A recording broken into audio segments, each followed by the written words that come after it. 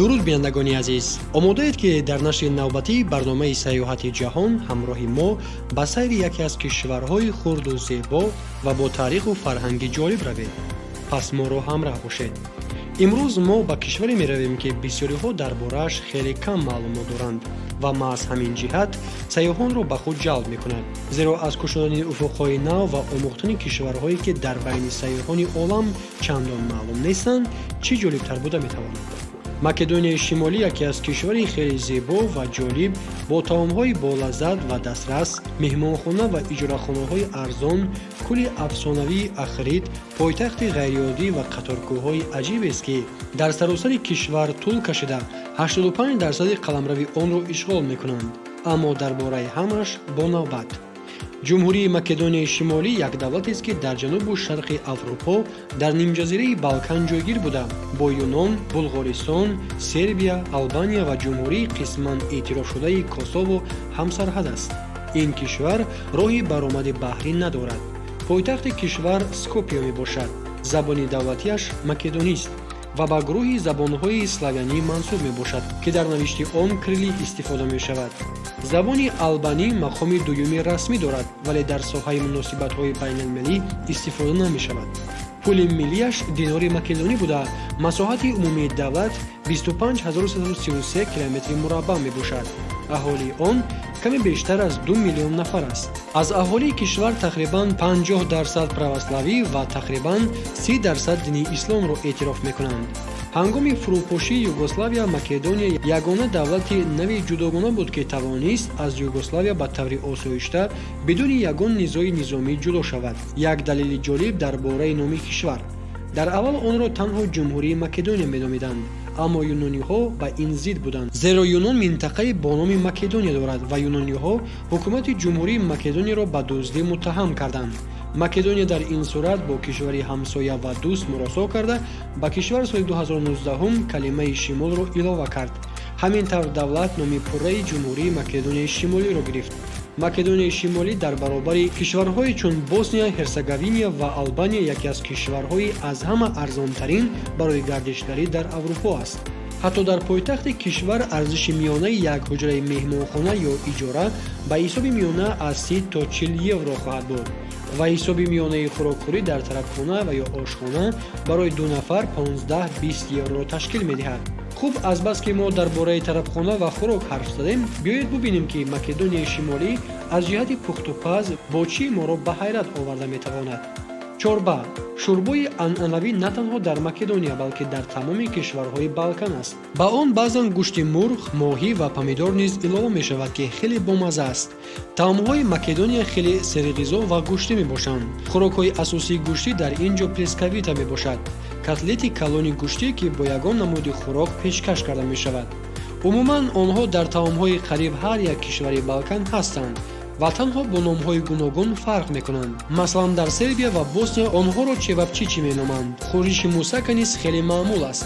дар байни хӯришҳо маъмултарин хӯриши шопска мебошад ки аз қаламфури булғорӣ, бодиринг, помидор, зайтун, пиёз ва панир иборат аст. агар шумо хоҳед ки мустақиман як чизи пурра македониро бисанҷед ки дар дигар кишварҳо вуҷуд надорад, пас ин лӯбиёи бирёншудаи тавчеграчи дар як табақи нонпазӣ аст.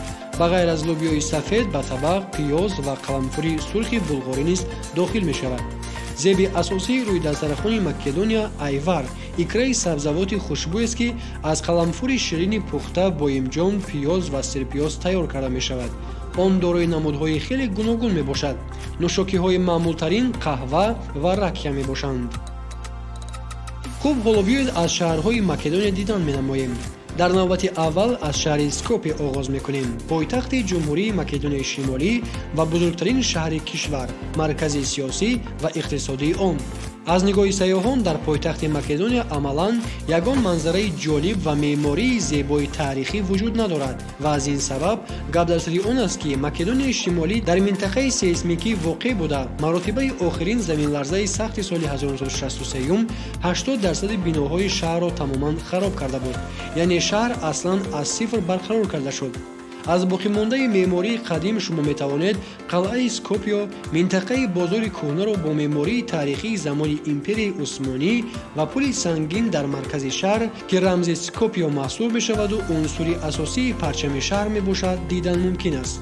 کوپروک در عصر 15 از جانب سلطان ترک بر پایه کهنه ساخته شده است که از زمان امپرای روم باقی مانده است. در نزدیکی اسکوپیو در کوه صلیب عظیم 1000 ساله موجود است که بلندی آن 66 متر است.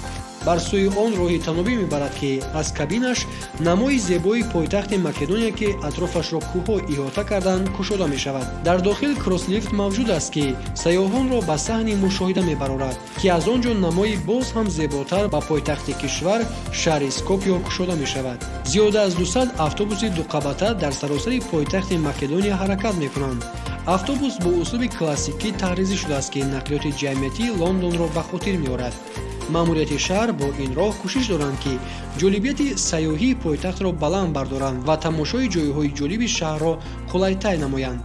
در آغاز برنامه پایتخت جمهوری مکدونیای شمالی را شهر غیرعادی گفتیم و البته این توضیحات طلب می‌کند. در سال 2010 در اینجا نقشه اسکوپیو 2014 برای بنیاد مجسمه‌های شخصیت‌های تاریخی، فواره‌ها، مجسمه‌ها، آثارخانه‌ها و بناهای معماری در مرکز پایتخت قبول شده بود.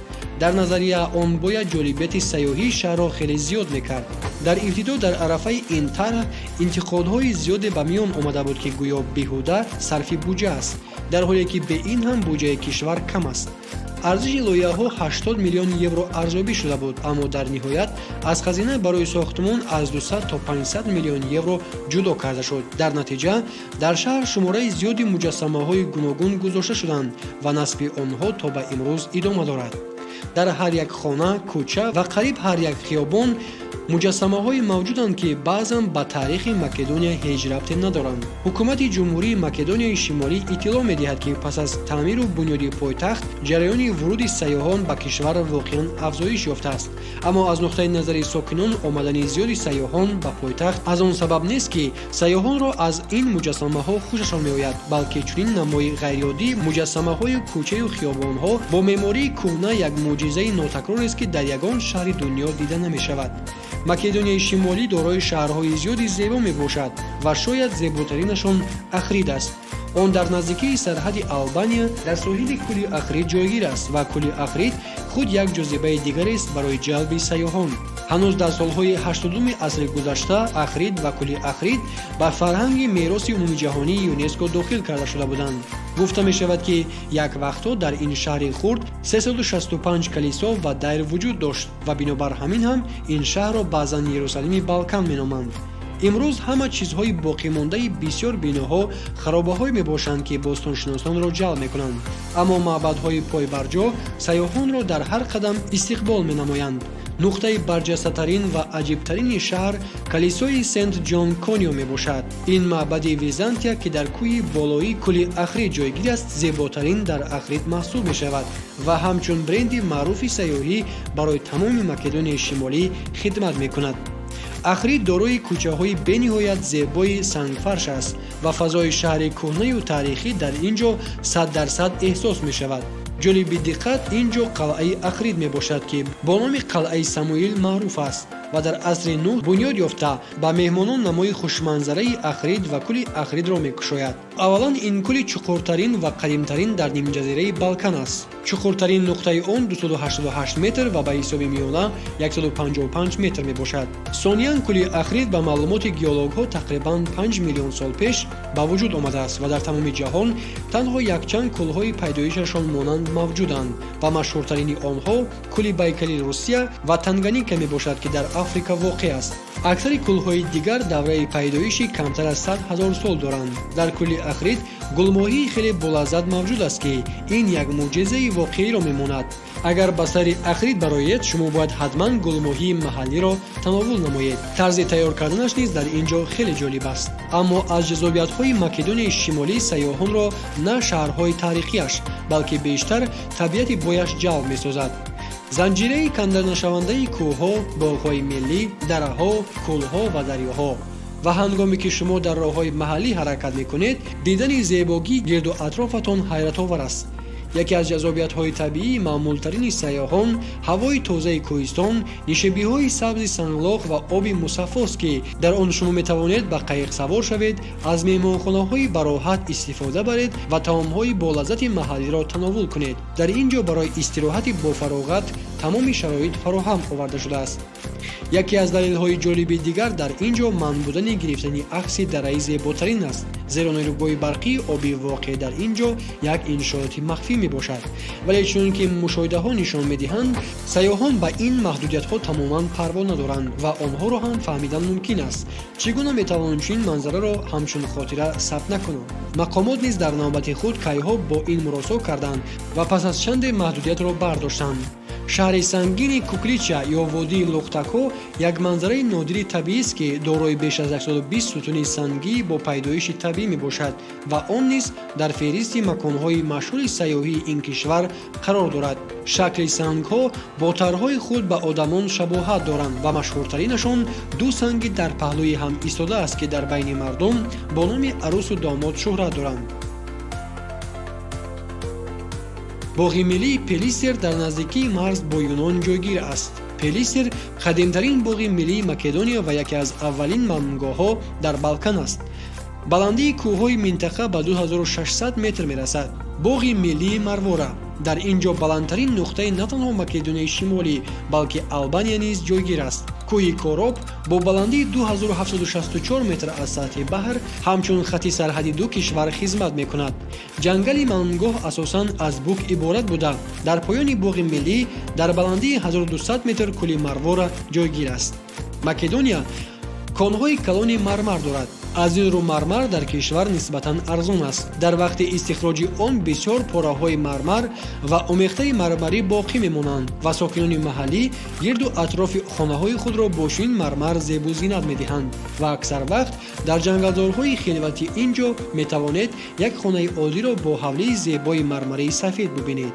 Преспа боз як кӯли зебои тектоникист, ки дар ҳудуди се кишвар Македонияи Шимолӣ, Юнон ва Албания ҷойгир аст. дар кӯли Преспа ба ғайр аз манзараҳои зебо, шумо метавонед ягона ҷазираи Македонияро бо номи Големград, ки маънои шаҳри калонро дорад, тамошо кунед. Македонияи Шимолӣ асосан кишвари кишоварзӣ ва истихроҷи маъдан аст. Илова бар ин, соҳаи сайёҳӣ ба буҷа даромади начандон зиёд меорад. дар дадабандии кишварҳои аз рӯи сатҳи зиндагӣ, Македонияи Шимолӣ дар ҷои 55-ум қарор дорад. музди миёна дар кишвар ба ҳисоби евро тақрибан 520 евро дар як моҳ мебошад. чунин аст ҷумҳурии Македонияи Шимолӣ, як кишвари хурд дар Балкан, ки шумо ҳоло дар бораи он каме бештар медонед. агар ба шумо ин феҳристи ҷолибтарин минтақаҳои тамошобиби ҷумҳурии Македонияи Шимолӣ писанд омада бошад ва маълумоте гирифтед, хеле шудем. бо умеди сайёҳат боз ба дигар кишварҳои дунё ва ҷустуҷӯи маълумотҳои нав то барномаҳои ояндаи Сайёҳати ҷаҳон.